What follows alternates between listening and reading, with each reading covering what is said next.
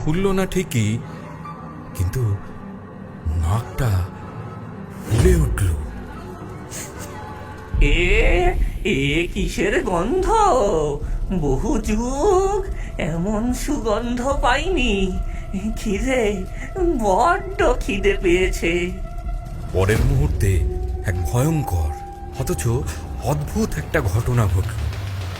বৃদ্ধের লাশ ধড়মড়িয়ে উঠে বসলো এবং টলতে টলতে ভোলার দোকানের দিকে হাঁটতে শুরু করলো।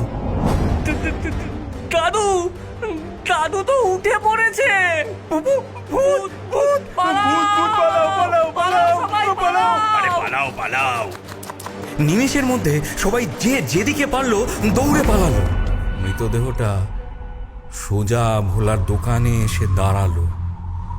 ঘুগনি, ঘুগনি খাবো। বসো বসো দাদু, দিচ্ছি। ভোলা এক বাটি ঘুগনি এগিয়ে দিল। বৃদ্ধের লাশটা গোগ্রাসে সেটা খেয়ে ফেলল। তারপর তার জামার পকেট থেকে বহু পুরনো একটা আধুলি বের করে ভোলার হাতে দিল। পয়সাটা হাতে দিতেই তার শরীরটা শান্ত হয়ে গেল এবং আত্মাটা একটা অপার্থিব আলো হয়ে আকাশে মিলিয়ে গেল।